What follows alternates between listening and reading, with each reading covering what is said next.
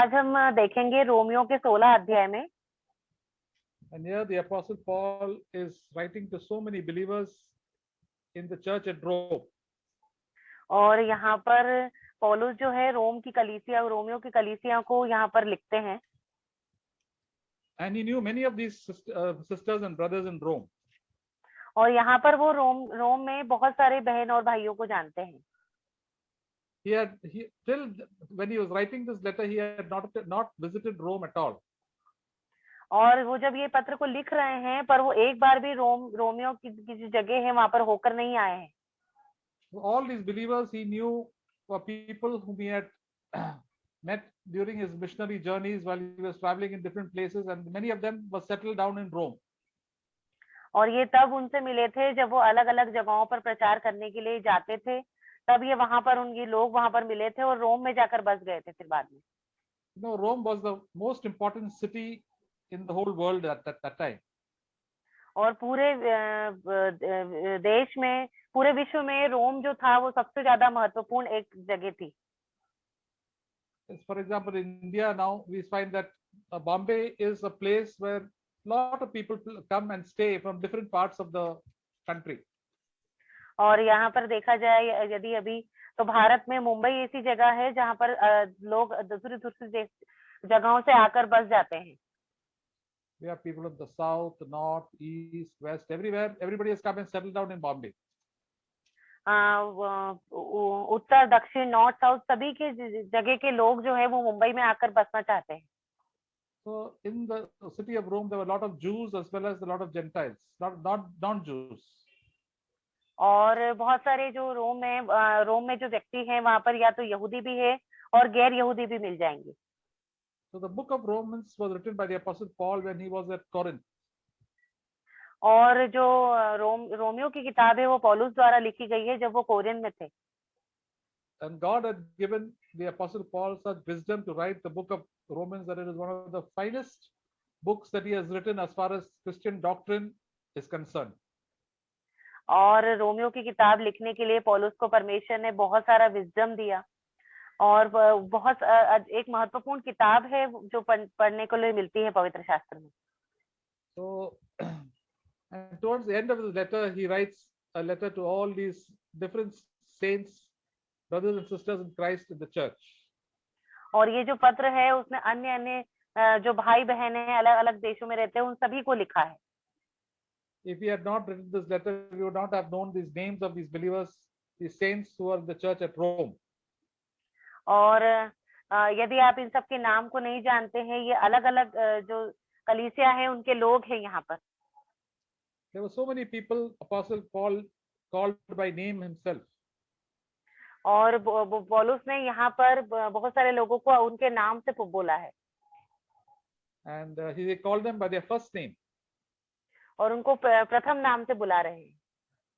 He did not, many times people know them as from Sharma family or Das family or any other family, but he called them by their first name. और बहुत सारी बार ऐसा होता है कि हम किसी को नहीं जानते हैं तो ऐसा करते हैं कि शर्मा की फैमिली या वर्मा की फैमिली, पर वो पौलुस जो है उनके नाम से उनको पुकार रहे हैं। God also is like that. He calls us by our first name. और यीशु मसीह जो परमेश्वर है हमें भी हमारे नाम से पुकारते हैं। Not by a surname or by my father or father's name. हमारे सरनेम से नहीं पुकारते हैं या हमारे पिता के नाम, पापा के नाम से नहीं जानते। When we call people by our first name, it shows that we are very close to them. और यदि कोई व्यक्ति हमें हमारे प्रथम नाम से पुकारे, मतलब वो हमारे बहुत करीबी है। So the Apostle Paul was very fond of all these brothers and sisters in Christ who are there in Rome. और यहाँ पर पौलुस जो है ये रोम की कलीसिया के बहुत सारे अन्य लोगों को बहुत अच्छी तरीके से यहाँ पर जानते हैं। So he recognized that every brother and sister in Christ in the body of Christ are important. और यहाँ पर वो याद रख रहे हैं हर चीज को कि हर एक भाई बहन जो मसीह में है वो महत्वपूर्ण है। Some people have got good positions. God has called them to be apostles, teachers, preachers, pastors. But there are many people who have not called to have these important posts. और बहुत सारे जो इनमें से लोग हैं, प्रभु ने उनको बुलाया है प्रचार करने के लिए, शिक्षा देने के लिए और अलग अलग अन्य कामों को करने के लिए। पर बहुत सारे ऐसे लोग हैं जिसके लिए ये सब सेविकाई नहीं दी है परमेश्वर ने। But all of us are important, equally important in the eyes of God, because all depends upon how faithfully we walk before the Lord. और परमेश्वर की नजरों में चाहे कोई भी हो, पर वो एक ही समान है। हमें बस ईमानदारी के साथ परमेश्वर के पीछे चलना है।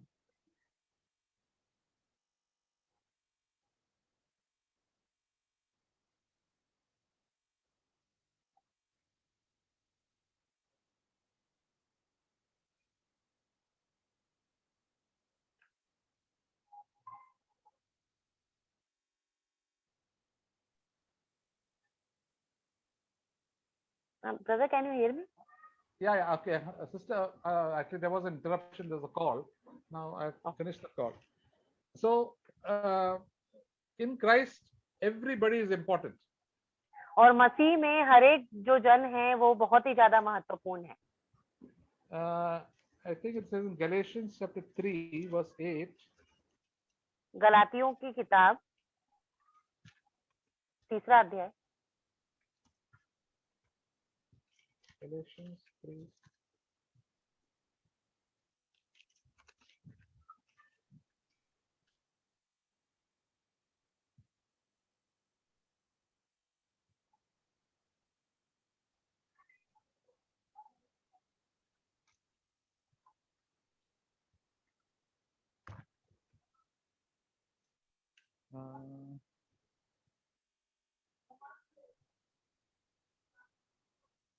Yeah, verse 28. 28 वचन, गलातियों 3:28। There is neither Jew nor Greek, there is neither slave nor free man, there is neither male or female, for you are all one in Christ Jesus. अब ना कोई यहूदी रहा और ना यूनानी, ना कोई दास ना स्वतंत्र, ना कोई नर ना नारी, क्योंकि तुम सब मसीह यीशु में एक हो। And verse 29, and if you belong to Christ, then you are Abraham's offspring, heirs according to the promise. 29, और यदि तुम मसीह के हो तो इब्राहिम के वंश और प्रतिज्ञा के अनुसार वारिस भी हो। So in Christ Jesus, in Jesus Christ, God does not make any difference whether you're a Jew or a non-Jew, or you're a male or a female. और यदि हम प्रभु यीशु मसीह में हैं तो कोई फर्क नहीं है, चाहे हम यहूदी हो या गैर यहूदी, या महिला हो या पुरुष। Or whether you're a slave or you're a free man, a free citizen. या हम स्वतंत्र हो या फिर हम दास हो। So our job also does not, our job and our status have got no meaning in the eyes of God. और यदि हमारे कोई भी नौकरी हो या किसी भी स्तर पर हम हो, वो परमेश्वर की नजरों में बड़ी नहीं है। We are all one in Jesus Christ, and God recognizes us, each one as us, as individuals to glorify Him. और हम सब मसीह यीशु के आंखों में एक ही हैं, एक ही नजर से वो हमें देखते हैं। हमें बस परमेश्वर के पीछे ईमानदारी से चलना है। And verse 29 says that we are Abraham's children, and because of that, we are heirs of God. और यहाँ पर 29 वचन कहता है कि हम इब्राहिम के वंश के हैं और इसी के अनुसार हम वारिस भी हैं। So each of our sisters and brothers are heirs of God. और हर एक भाई और बहन जो है परमेश्वर के वारिस हैं। So if we are faithful to the Lord will bless us individually. और यदि हम परमेश्वर के लिए बहुत ही ईमानदार है तो हमें एक एक अलग अलग परमेश्वर जो है आशीष देंगे। And the Lord will bless us, and He calls us each of us by name. और परमेश्वर हमें आशीष देंगे और हम में से हर एक को अपने नाम से पुकारेंगे। For example, when Mary Magdalene was there, Jesus called her by name Mary. और जब एक उदाहरण के लिए जब मरियम मगदलीन वहां थी तो यीशु मसीह ने उसके नाम से पुकारा Maryam. So He calls us by our first name. God calls us in a very affectionate way. He loves us. और परमेश्वर हमें हमारे प्रथम नाम से बुलाते हैं और बहुत ही प्यार से बुलाते हैं। Even when Martha and Mary were there, He said, Mary, Martha, Martha, you are worried and bothered about many things.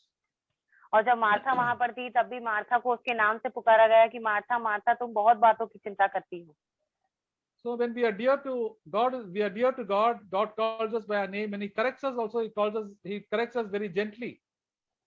और यदि हम प्रभु के प्रिय हैं तो परमेश्वर हमें अपने नाम से पुकारते हैं और हमारी गलतियों को बहुत ही प्यार से सुधारते हैं। Even though he knew that Peter was going to deny him, he called him that Peter, you are going to deny me 3 times. और जब पतरस यीशु मसीह को ना कहने वाला था कि वो उनको नहीं जानता, तब भी यीशु मसीह ने कहा था कि पतरस तुम मुझे ना कहने वाले हो। So we see that in the body of Christ, each one of us is important. और हम देखते हैं कि यीशु मसीह में हम सब परमेश्वर के लिए बहुत ही ज्यादा महत्वपूर्ण है। God gives many gifts to men because they are men. He gives a certain important positions. और पुरुषों को परमेश्वर ने आशीष दे रखी है और अलग अलग स्तर पर उनको जगह दे रखी है। He gives them certain jobs to do. और अलग अलग जो है काम दे रखे हैं परमेश्वर ने उनको करने के लिए। For example, in the world, when the soldiers are fighting, most of the soldiers and the captains and those who fight are always men. और जैसे उदाहरण के तौर पे बहुत सारे सैनिक हैं या कप्तान हैं जो देश के लिए लड़ते हैं, तो उनमें से अधिकतर वही होते हैं जो पुरुष हैं। Ladies also have a part in the hospitals and other minor parts, but we don't send ladies to fight battles but send men to fight the battles. और महिलाओं का भी हिस्सा होता है, पर वो अस्पताल वगैरह में, पर जब लड़ाई की बात होती है तो पुरुष ही जाते हैं लड़ने के लिए। Not because they are more important, but God has made us like that. God has made men like that, and God has made women differently. इसके मतलब ये नहीं है कि वो महत्वपूर्ण नहीं है, पर क्योंकि पुरुष को अलग तरीके से बनाया गया है और स्त्रियां जो है वो अलग तरीके से बनाई गई है प्रभु के द्वारा। And God has made the husband to be the head of the wife. और जो पुरुष होते हैं उनको अपनी पत्नी के ऊपर सर ठहराया गया है। And God has put apostles over all men. और सारे पुरुषों के ऊपर जो प्रेरित है उनको ठहराया गया है। And all the people in responsibilities also in the church were all men. और सारी जो रिस्पॉन्सिबिलिटीज होती है, सारे जो काम होते हैं महत्वपूर्ण काम कलीसिया के, वो पुरुषों को सौंपे जाते हैं। Because with that responsibility also comes great accountability. और क्योंकि वो जिम्मेदारियां जो उनको दी जाती है वो बहुत ही अच्छी तरीके से निभाते हैं। And it's not because the sisters are unimportant, but sisters also are equally important, and God has given them a role. और इसका मतलब ये नहीं है कि जो महिलाएं हैं वो उनका कोई महत्व नहीं है, पर उतना ही महत्व रखती है महिलाएं भी। So, but one day when we reach heaven, there won't be any male or female. और जब एक दिन हम जब स्वर्ग जाएंगे तो वहां पर कोई नर या नारी करके नहीं होगा। That's what Jesus told the Sadducees. They said, "You are completely mistaken. In heaven, there are nobody like male and female." और यीशु मसीह ने भी फरीसियों को कहा था कि तुम गलती कर रहे हो, स्वर्ग में कोई नर या नारी बोल करके नहीं होगा। All people in heaven will be like angels in heaven. और स्वर्ग में हर एक जन जो होंगे वो स्वर्गदूत होंगे। And but in this earth only we have men and women, that distinction. और सिर्फ इस पृथ्वी पर ही हम नर और नारी करके बुलाए जाते हैं। So we have to fulfill our little jobs which God has given us faithfully to the Lord. और जो छोटे छोटे कार्य जो प्रभु के द्वारा हमें सौंपे जाते हैं, हमें पूरी ईमानदारी से उसको करना है। So we see in the Romans chapter 16. और हम जाएंगे रोमियो के 16 अध्याय में। The Apostle Paul mentions so many sisters. और यहाँ पर पौलुस ने बहुत सारी बहनों के नाम यहाँ पर लिखे हैं। So the first verse says, "I commend you to our sister Phoebe, who is the servant of the church which is at Cenchrea." और रोमियो 16 का पहला वचन, मैं तुमसे कि फीबे की जो बहन है और क्रिकिया की कलीसिया की सेविका है विनती करता हूँ। So the Phoebe was a sister who assisted the Apostle Paul in many practical details. और फीबे जो है वो पौलुस जब प्रचार करते थे तो उनके साथ उसके कार्यों में मदद करती थी। The Apostle Paul sent Phoebe all the way to Rome to give this letter of Romans to the Roman church.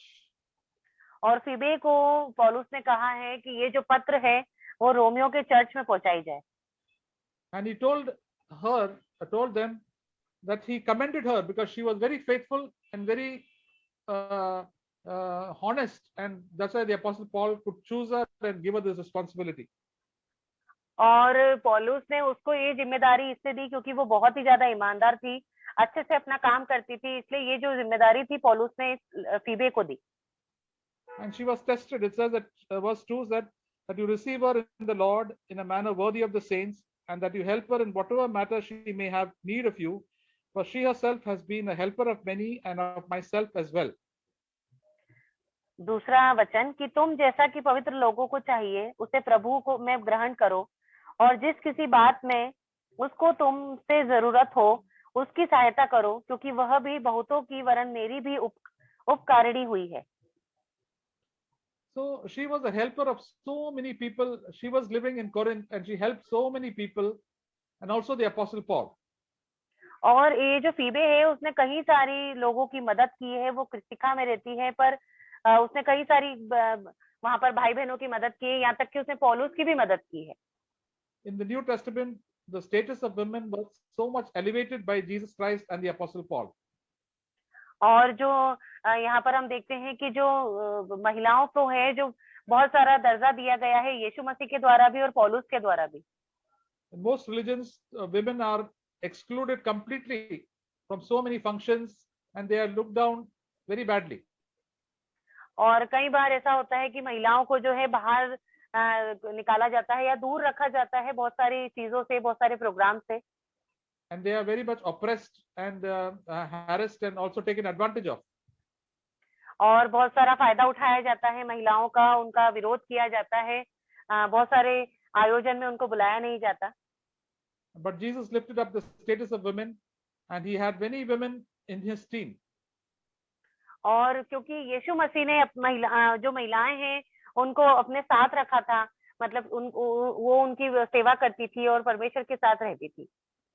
We have read of Mary Magdalene, Joanna, Susanna, so many other Mary, so many other people helped Jesus and the disciples as they preached the gospel. और हम देखते हैं काफी सारी महिलाओं के बारे में, मरियम मगदलीन थी और मार्था थी, मरियम थी और बहुत सारी सुजैना थी, वो बहुत सारी ऐसी महिलाएं थी जो परमेश्वर के सुसमाचार को फैलाने में बहुत सारी काम आती थी। Same thing with the Apostle Paul. He also these sisters also helped him in many practical ways. और इसी तरीके से ये जो फीबे थी उसने भी बहुत सारी तरीकों से पौलुस की मदद की। And Paul was not married, so many of the sisters also, these Phoebe and the others, could counsel and give advice. और क्योंकि जो पौलुस थे वो विवाहित नहीं थे, इसलिए बहुत सारी बहनें जो थी उनको अपना सहयोग देती थी और उनकी सहायता करती थी। The Apostle Paul allowed Phoebe to take this letter of Romans to the Roman church, and what an important responsibility it was. और फीबे को कितनी क्या ही बड़ी जिम्मेदारी दी गई थी, पौलुस ने जो रोमियो की कलीसियां हैं उन पर एक ये पत्र पहुंचाने की जिम्मेदारी उसको दी थी। That's why the Apostle Paul said, I recommend her very much to you as a church. और वहां पर ये लिखा है कि मैं कलीसिया की ये जो तुमसे विनती करता हूँ कि तुम कलीसिया में पहुंचाओ। And whatever help she requires, you please help her, he told the church.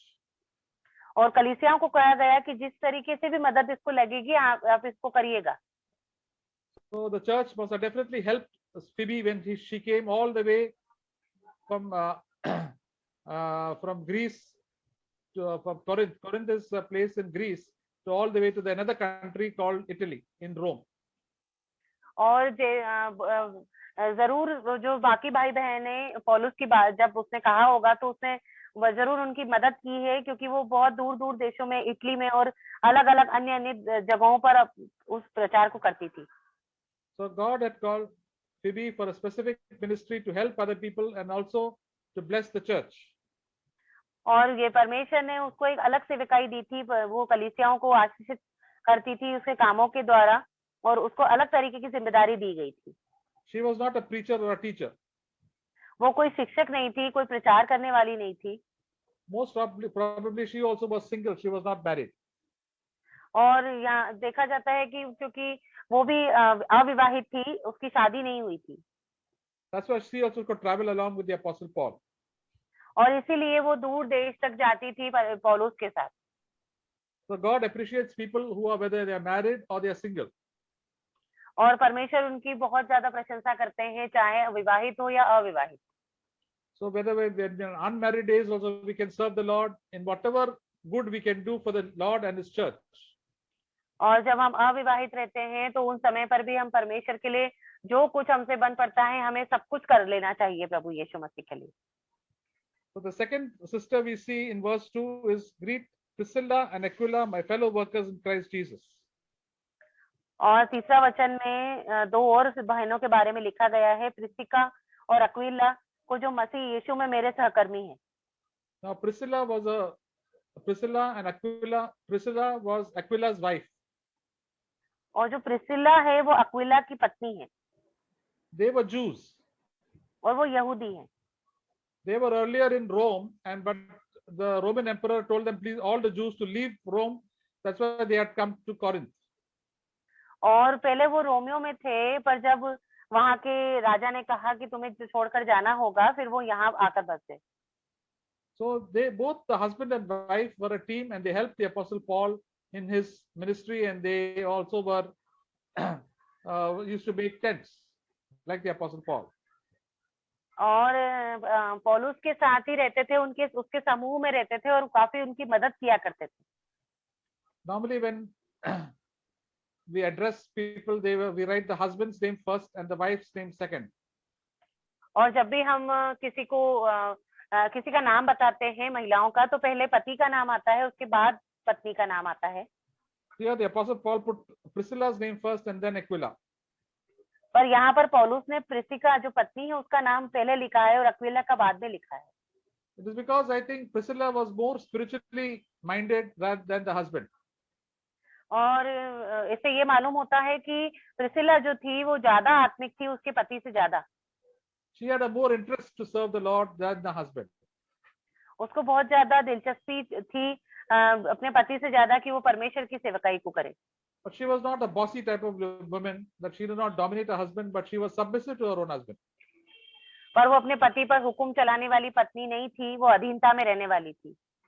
Because of that, they were used by the Lord and used to encourage other brothers and sisters in the church.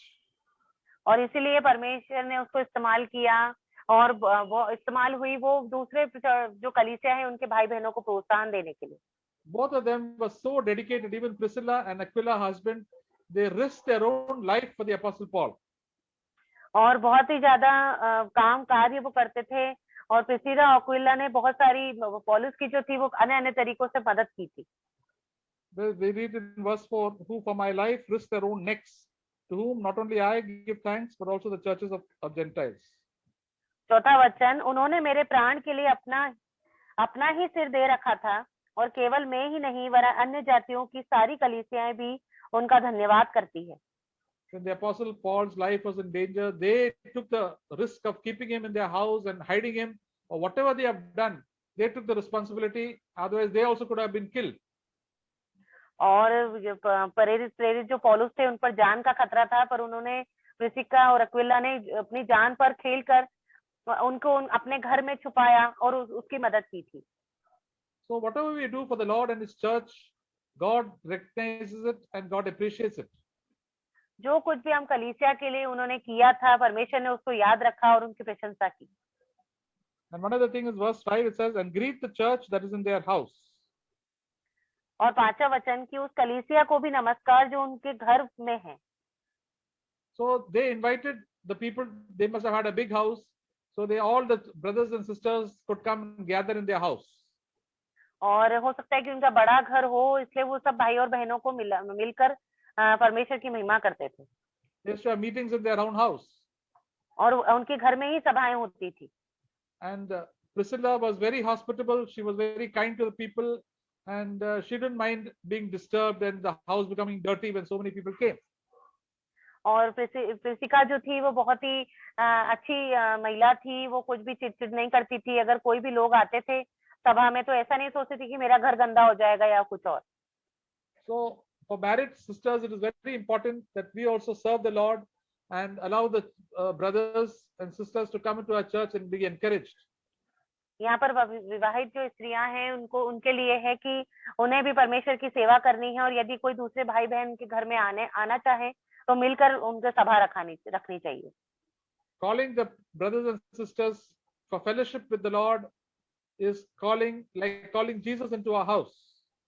और यदि आप किसी भाई बहन को सभा के लिए बुलाते हैं, इसका मतलब ये है कि आप यीशु मसीह को आमंत्रण दे रहे हैं. Because the brothers and sisters in Christ, whether they are rich or they are poor or they are male or female, we are the body of Christ. यदि कोई भी हो परमेश्वर के, यदि हम मसीह में हैं, चाहे भाई हो, बहन हो, गरीब हो या अमीर हो, हम परमेश्वर में हैं और परमेश्वर के लिए हम अच्छे कामों को करें.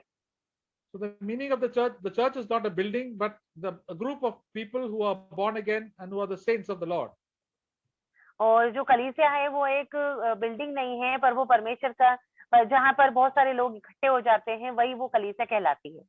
All the true born again children are the church of God. और जो सच्चे हैं, सही मायने में जिनका नया जन्म हुआ है, जो परमेश्वर के पीछे चलना चाहते हैं, वो है कलीसिया. The church is not a building, but a group of godly people. और एक बिल्डिंग के समान नहीं है कोई चर्च, पर एक ईश्वरीय लोग जो परमेश्वर के पीछे ईमानदारी से चलते हैं, उनका एक समूह है. So here was Priscilla, who was a married sister and who really did a great sacrifice to serve the Lord. और प्रिसिका जो है वो एक विवाहित महिला है यहाँ पर, और उसने बहुत सारे अच्छे काम किए हैं परमेश्वर को प्रसन्न करने वाले. She opened a house for the church meeting for people to come into their house, and also she risked her own life for the service for the sake of the Apostle Paul. उसने अन्य भाई बहनों के लिए अपने घर को खोला है कि सभा हो सके, और यहाँ तक कि प्राण देने के लिए भी अपना सिर उसने दे दिया. So the Apostle Paul appreciated her very much. इसलिए जो पौलुस है उसको बहुत ज्यादा प्रशंसा कर रहे हैं उसकी. And the Apostle Paul said, greet Priscilla first and then her husband Aquila. और सबसे पहले प्रिसिका को नमस्कार किया गया है, उसके बाद अक्विला को. When we come to the third person, verse 6, it says, greet Mary who has worked hard for you. और छठे वचन में मरियम को जिसने तुम्हारे लिए बहुत परिश्रम किया, नमस्कार. So here the Apostle Paul sends greetings. और यहाँ पर नमस्कार शब्द का उपयोग है. So we also have to greet each other. और हमें भी एक दूसरे को नमस्कार कहना है. And wish the best for each one of us when we meet one another. और हम में से हर एक के लिए हमें बहुत ही अच्छा सोचना है जब भी हम एक दूसरे से मिलते हैं. The whole of Romans chapter 16 is full of greetings. और पूरा जो रोमियो का अध्याय 16 है वो नमस्कार, एक दूसरे की अच्छा कहना या नमस्कार कहने से बना है पूरा. Greet means I'm wishing you all the best, and God is going to be with you and God's favor is upon you. और यहाँ पर नमस्कार कहने का मतलब है कि परमेश्वर तुम्हारे साथ है, हम भी तुम्हारे साथ हैं, और हम सब मिलकर परमेश्वर की महिमा करेंगे. God loves you and I love you. और परमेश्वर आपको प्रेम करते हैं और मैं भी आपसे प्रेम करता हूँ. So these are encouraging words that we can speak to one another. और ये बहुत ही प्रोत्साहन के वचन है जो हम एक दूसरे को कह सकते हैं. Many people keep a lot of anger and bitterness in their hearts and negative thoughts. और बहुत सारे लोग गुस्से को, बहुत सारी गलत बातों को अपने हृदय में रखते हैं. And they don't like enemies, but we have to greet everybody. और वो अपने दुश्मनों से प्रेम नहीं रखते हैं, नकारात्मक सोचते हैं, पर हमें सबको नमस्कार कहना है. We have to wish the best for believers as well as for unbelievers. हमें सबके बारे में बढ़िया सोचना है, अच्छा सोचना है, चाहे विश्वासी हो चाहे अविश्वासी. So the Apostle Paul said, greet Mary, who because she was working hard for you. और मरियम को यहाँ पर प्रेरित पौलुस नमस्कार कह रहे हैं क्योंकि उसने बहुत परिश्रम किया है. So the Apostle Paul must have met Mary from some another place, and then she went to Rome and she worked hard for the Roman church. और मरियम ने जो यहाँ पर है उसने बहुत सारा परिश्रम किया, फिर वो यहाँ पर रोम में आकर बस गई. So when we work hard for the Lord and for the church, the Lord appreciates us. और यदि हम परमेश्वर के लिए बहुत सारा परिश्रम करते हैं तो परमेश्वर मतलब हमारी प्रशंसा करते हैं. And we wish them all the best. और हमें आगे के लिए बहुत अच्छा जीवन देने के लिए प्रोत्साहन देते हैं।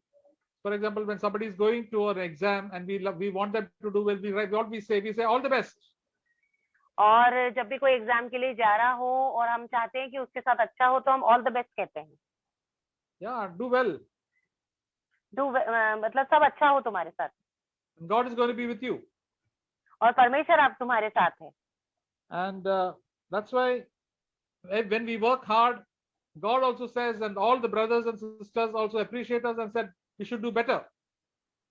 और यदि हम परिश्रम करते हैं तो परमेश्वर प्रसन्न होते हैं और यहाँ तक कि दूसरे भाई बहनों से प्रोत्साहन मिलता है कि और अच्छा कर सकते हैं।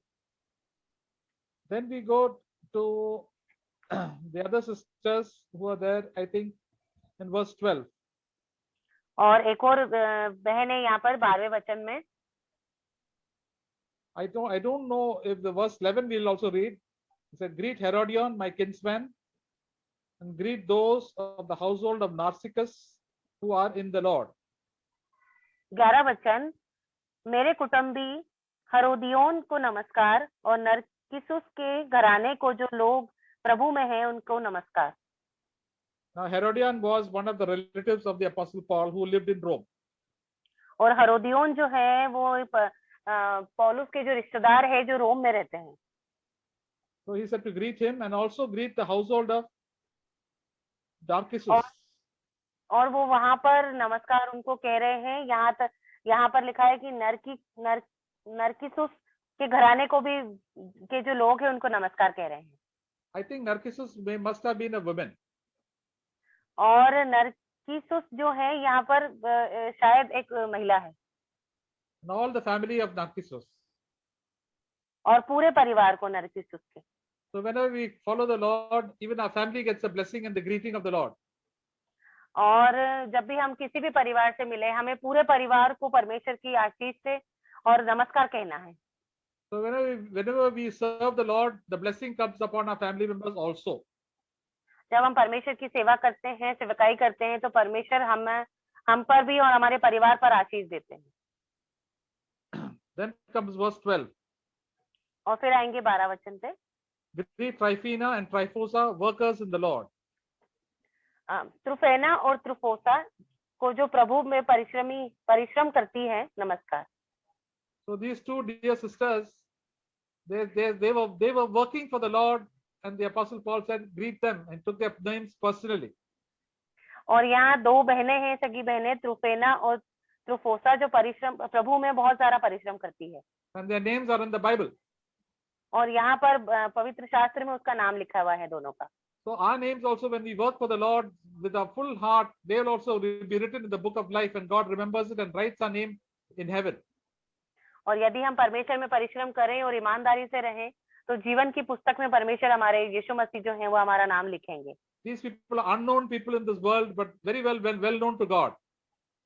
और ये दुनिया की नजरों में न जाने हुए लोग हैं पर परमेश्वर की नजरों में बहुत ज्यादा प्रचलित है। Then the next one is greet Persis, the beloved who work hard in the Lord. और अगला है brother 13 verse 12, the second part. Greet Persis. Priya Priya persists को जिसने प्रभु में बहुत परिश्रम किया नमस्कार।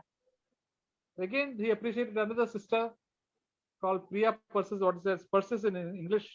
The Persis was a very loving person. She said greet him because she worked very hard. और यहाँ पर एक और को परमेश्वर बहुत प्रोत्साहन दे रहे हैं, बहुत उसका प्रशंसा कर रहे हैं जो बहुत सारा परिश्रम किया है। उसका नाम है प्रिया persists. So God appreciates people when we work for him and work hard for him. और परमेश्वर उनको प्रशंसा करते हैं जो हम बहुत सारा परिश्रम करते हैं। God doesn't like lazy people. और बिल्कुल परमेश्वर पसंद नहीं करते उनको जो बहुत ज्यादा आलसी हैं। So it says, the Bible says, whatever you do it for the glory of God. और बाइबल कहती है कि जो कुछ भी तुम करो सब कुछ परमेश्वर की महिमा के लिए करो। So for all sisters, your work in the home, looking after children, cleaning the house, cleaning the vessels, they are all doing it for the Lord. और बहनों जो कुछ भी आप काम घर पर करती हैं, चाहे वो बच्चों को संभालना, घर के काम करना या कुछ भी साफ सफाई करना, सब कुछ परमेश्वर की महिमा के लिए करना है। And while we are doing the work, all these housework, we can also remember each one of us, the brothers and sisters, and Christ, and remember them in prayer. और जब भी आप घर के कामों को भी करें तो भाइयों बहनों को जो मसीह में है उनके लिए आप प्रार्थना कर सकती हैं, उन्हें याद कर सकती हैं। When we pray for our relatives and our brothers and sisters in Christ, we are serving the Lord. और जब हम हमारे रिश्तेदारों को या फिर हमारे जो मसीह में भाई बहन है उनको याद करते हैं तो हम परमेश्वर की सेवा कर रहे हैं। And whenever we come for the meetings, we can do some activity to help in the work of the Lord. और जब हम कलीसिया में आए तो कुछ क्रिया करके, कुछ काम करके हम परमेश्वर की सेवा को कर सकते हैं। We can ask the Lord, Lord, show me what I can do for the church, for the brothers and sisters.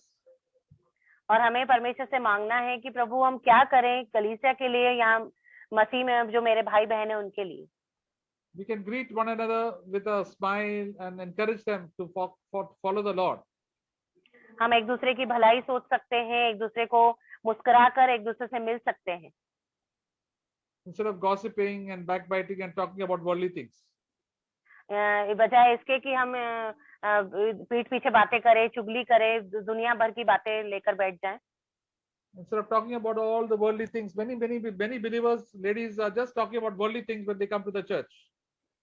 और बिल्कुल ऐसा नहीं करना चाहिए कि हम संसार की बातों को लेकर बैठ जाएं। और बहुत सारी कलीसियाएं में महिलाएं होती है जो संसार की बातों को लेकर बैठ जाती है। They're talking about the clothes, they're talking about the shoes and the gold and the silver and the hairstyle. That's what most of the sisters talk about.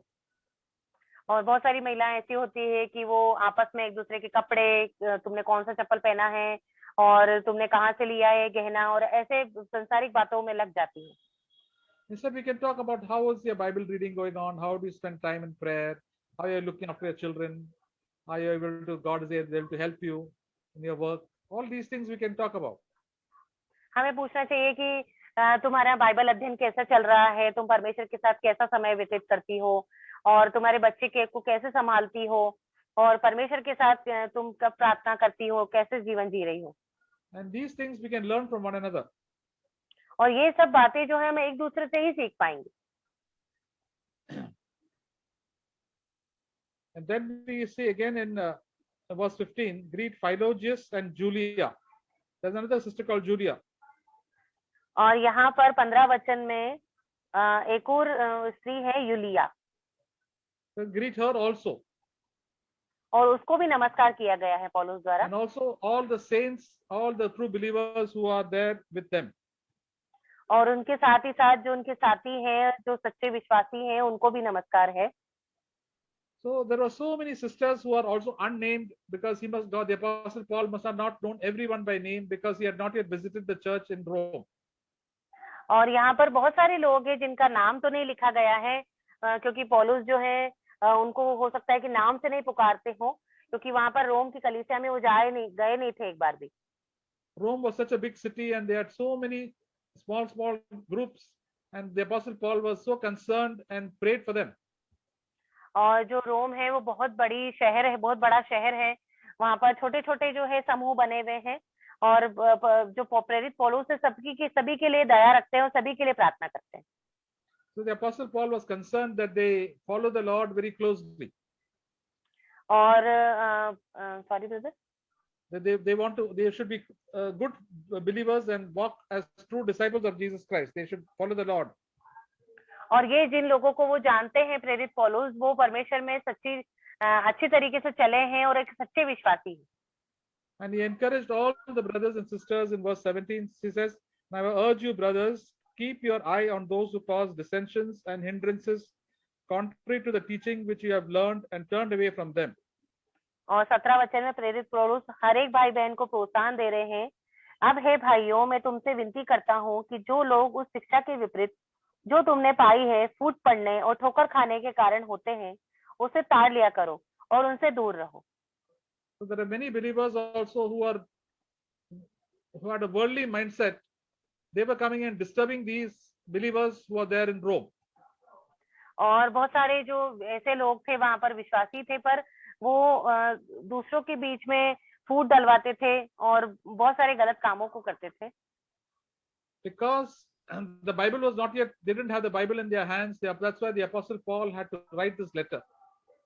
और क्योंकि उनके पास लिखित वचन नहीं था, बाइबल नहीं थी हाथ में, इसलिए ये पत्र प्रेरित पौलुस द्वारा उन्हें लिखा गया था. We wrote all these 16 chapters to explain the gospel very clearly and what is the purpose of the gospel. और यहाँ पर 16 अध्याय में प्रेरित पौलुस ने उनको बहुत संक्षिप्त रूप में बताया है कि सुसमाचार है वो किस बात के लिए है. So because many people who can enter the church and start creating trouble and division. और यहाँ बहुत से लोग हैं जो फूट डालते हैं, ठोकर खाने के कारण होते हैं जो कलीसिया में. Instead of having a pure devotion for Christ, there are people who are lovers of the world. और जहाँ एक तरफ तो बहुत सारे अच्छे लोग हैं जो परमेश्वर के लिए इच्छा रखते हैं, और कुछ लोग ऐसे हैं जो फूट डाल रहे हैं. So we read verse 18 and 19. हम 18 और 19 वचन पढ़ेंगे. It says, for such men are slaves not of our Lord Jesus Christ, but their own appetites, and by their smooth and flattering speech they deceive the hearts of the unsuspecting. For the report of your obedience has reached all, and I am therefore rejoicing over you. For I want you to be wise in what is evil and innocent wise in what which is good and innocent in what is evil.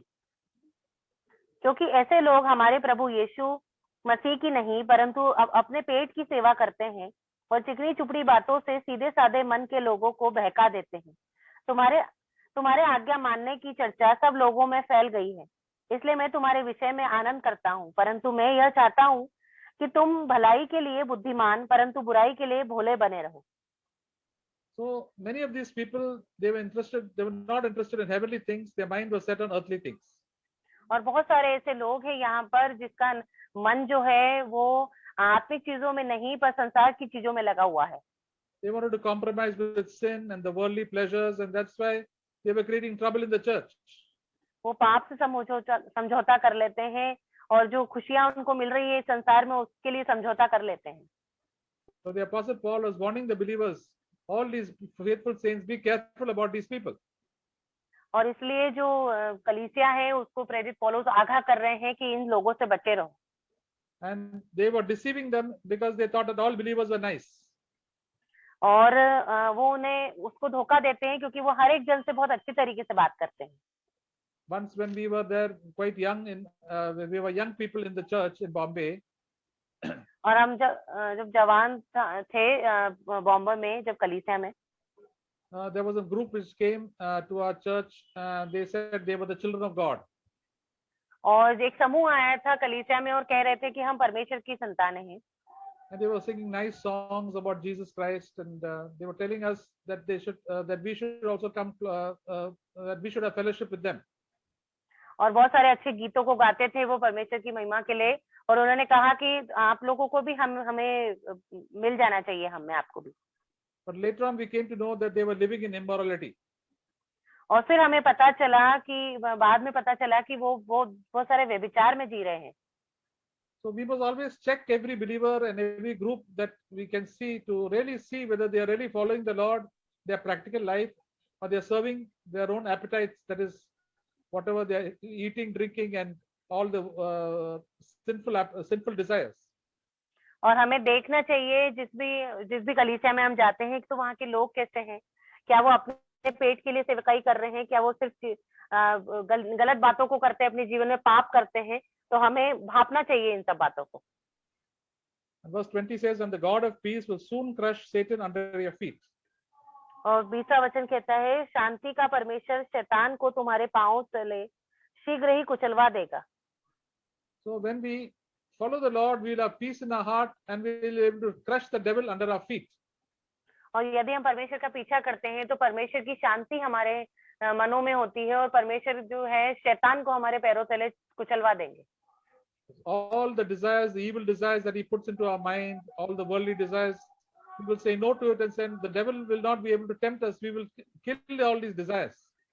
शैतान जो है गलत बातों को हमारे मन में डालता है, जो संसार का सुख हमें दिखाता है, पर हमें ना कहना है और कहना है, और शैतान को जो है पांव तले कुचलना है हमें.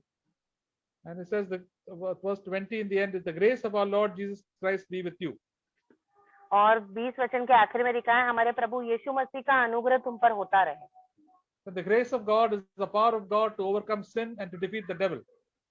परमेश्वर की जो सामर्थ है वो हमें पाप पर जय पाने और शैतान को हराने के लिए होती है। The Apostle Paul always greeted end his letters with grace of God be with you. और हमेशा जो प्रेरित पौलुस है, जो अपने पत्री को जब खत्म करते हैं तो हमेशा कहते हैं कि यीशु मसीह का अनुग्रह तुम पर होता रहे। So let God's help and God's power be with you every day. और परमेश्वर की जो सामर्थ है, परमेश्वर की जो सहायता है, हम में से हर एक के साथ बनी रहे। So that you will have victory over all your bad temper and your pride and all the lustful desires of the world, and God will help you to be victorious. ताकि आप जय पा सकें अपने सारे घमंड पर, अपने गुस्से पर, और सारी जो पाप है, संसार की जो सारी लालसाएं हैं उन पर, और एक जीवन जी सके प्रभु यीशु मसीह में। So we can pray for one another. Lord, let your grace be upon this sister and upon our church and upon our brothers and sisters in Christ.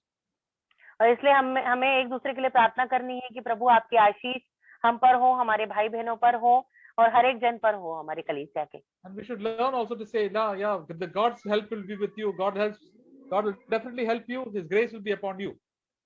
और हमें जब भी एक दूसरे से मिलना है तो कहना है, हाँ परमेश्वर आपके साथ है, परमेश्वर का अनुग्रह आपके ऊपर है, परमेश्वर आपको सहायता मदद करेंगे। God will help you spiritually and materially and physically also. God's help will be every time with you. और परमेश्वर आपको शारीरिक रूप से, भौतिक रूप से, आत्मिक रूप से बहुत सारा आशीष देंगे। And when God's grace is going to be with us, we will always humble ourselves. और परमेश्वर का अनुग्रह हमारे साथ रहेगा, हम सब मिलजुल कर रहेंगे। Because only God gives grace to the humble. और सिर्फ दीनों को ही परमेश्वर का अनुग्रह मिलता है। So when we tell each other, God's grace be upon you, we say that please be humble so that God's grace and God's help God will definitely help you. और जब हम कहते हैं परमेश्वर का अनुग्रह आपके ऊपर हो, तब हम कहते हैं कि दीन और नम्र बने रहो ताकि परमेश्वर का अनुग्रह आपके ऊपर बना रहे।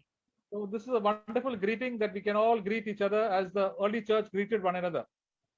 और ये बहुत ही अद्भुत तरीका है एक दूसरे को प्रोत्साहन देने का, एक दूसरे को मसीह में ऊंचा उठाने का, कि जैसे पुरानी कलीसियाओं में किया जाता था। So God's grace will keep us from getting angry and getting all anxious.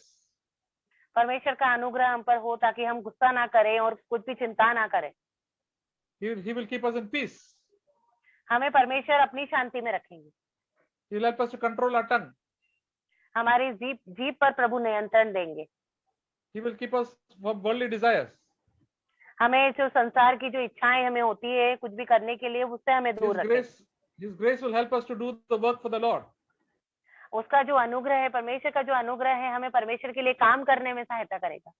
We can do it quietly for the Lord. हम चुपचाप परमेश्वर के लिए कार्यों को कर सकते हैं। And we will be full of joy and happiness and love in our heart. और बहुत सारे शांति, आनंद और प्रेम से भर जाएंगे हमारे हृदय में। So dear sisters, we can serve the Lord wherever you are, whatever you are doing, whether you are doing a work in the home or out of the home, God's grace can be upon you. और प्रिय बहनों, जब भी आप कहीं भी हैं, चाहे कुछ काम भी कर रही हो, घर पर हो, परमेश्वर का अनुग्रह आप पर रहे। So the Apostle Paul greets you, and God also wishes the best for you.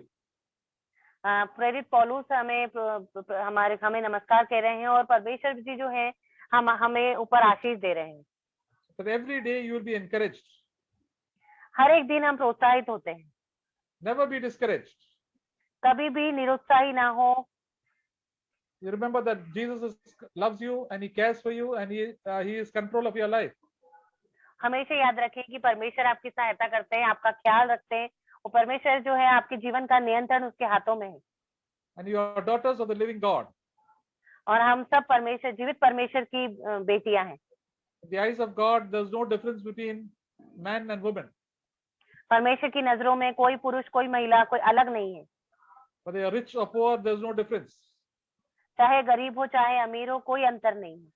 You belong to Christ and you are an heir of Christ. और हम मसीह से ताल्लुक रखते हैं और हम उसके वारिस हैं। So we can praise the Lord at all times. इसलिए हमें परमेश्वर की स्तुति करनी है हर एक समय में। God is with us. परमेश्वर हमारे साथ है। From the least to the greatest. और छोटे से लेकर बड़े तक। God loves us and cares for us. परमेश्वर हमारा ख्याल रखते हैं, पर हमसे प्रेम रखते हैं। So thank the Lord and praise the Lord. इसलिए परमेश्वर का धन्यवाद करें और परमेश्वर की स्तुति करें। And then we will exalt the name of the Lord and bring glory to Jesus Christ.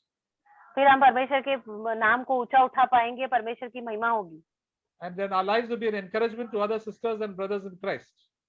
फिर हमारा जो जीवन है दूसरे लोगों के, दूसरे भाई बहनों के लिए आशीष का कारण बनेगा।